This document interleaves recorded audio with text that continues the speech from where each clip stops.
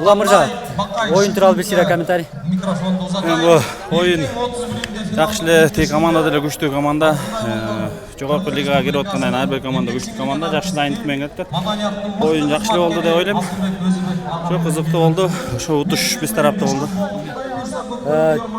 Атыңыз тууралуу айтып анан өзүңүздүн дагы даярдыгыңыз мындай башка Сары Өзөнүн оюнчуларынан сиз өзгөчө айырмаланып атасыз да. Бул сыры эмнеде? Эми атым жөнүндө айтканда, атым башында Таластын Мырзатору Таластын командасында ойногон ат. Бакубатта.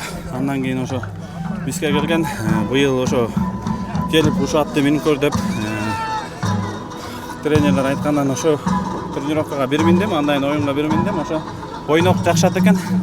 Кече ынтымак менен болгон оюнуңузду дагы айта кетсеңиз, негизи жакшы оюн көрсөттүңүз. Жалпы оюнга кандай баа бердиңиз? Эми ынтымак Кыргызстанда лидер командалардын бири да. Эми оюн кызыктуу болду, жакшы болду. Ошо ар бир команда турнирге келгенде утабыз деп келишет. Утабыз деген эч кимде ой жок го. Утабыз деп келгенден кийин колубуздан келгенче күчүбүздү жумшадык. Ошо бөлүнгөн убакытта тең чыгып, ошо булиттен эмне болду? Салган түшпөй калды да. Канчалык өкүнүп атасыз ошо булит? Дал сиздики түшпөй калды.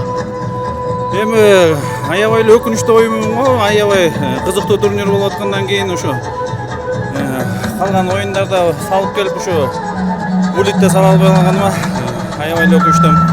Командалаштар айтып атабы, өзүңдүн улагыңды өзүң жеп койдуң. Ага чейин эки улак таштап атасың. Эми оюндарда ар кандай болот экен, эми Кудайдын буйругу экен бул. Салайын деп эле ойлогом, жакшы эле эми. Эмнеден болуп кетти?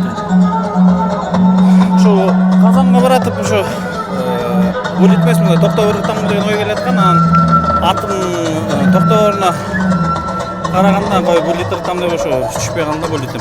Шашып кеттим бе. Эми кыргызстандыктарга бир сыйра кабыл тилек айтып коюңуз.